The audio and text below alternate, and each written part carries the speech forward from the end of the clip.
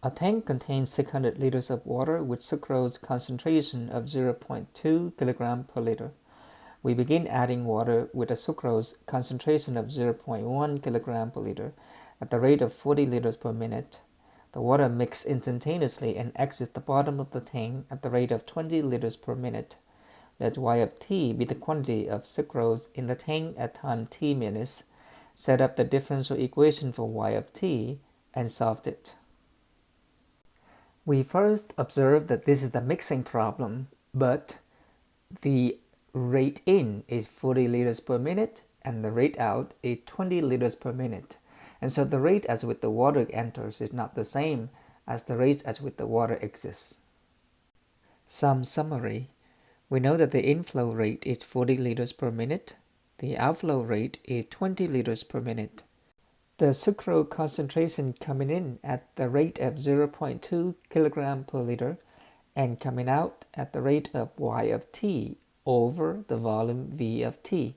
This is the concentration of sucrose.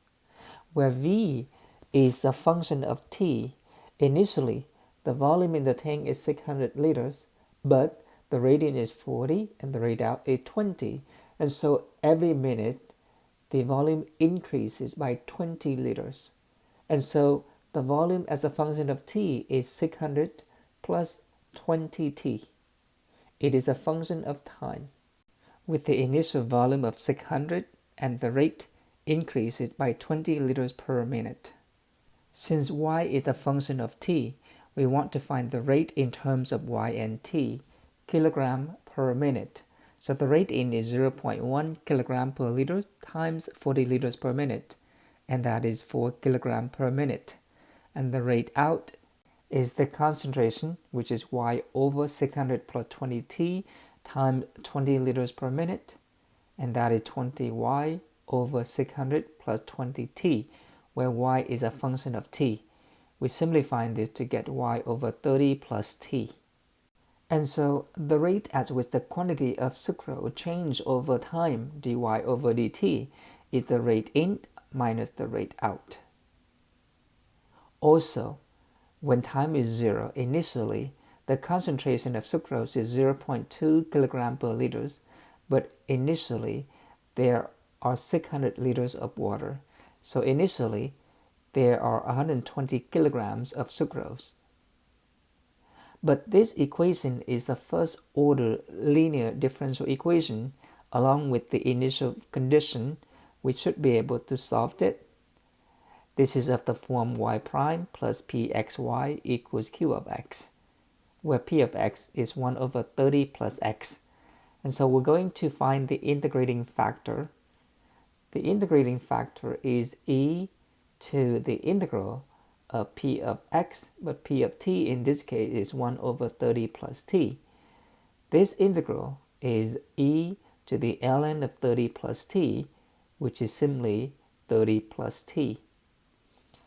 And then we multiply the integrating factor to both sides of the standard linear differential equation, simplifying this to get 30 plus t y prime plus y equals 40 times 30 plus t. But the left-hand side is guaranteed to be the derivative of the product of the integrating factor and y, which is 30 plus t times y.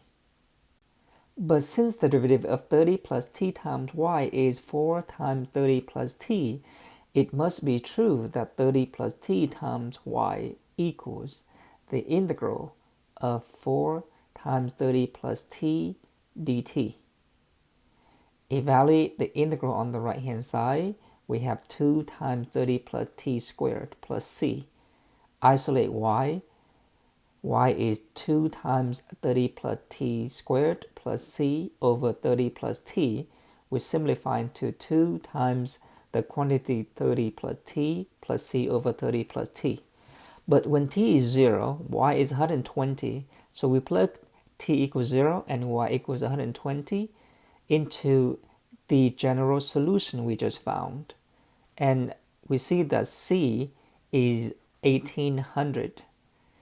So the particular solution is y equals 60 plus 2t plus 1800 over 30 plus t.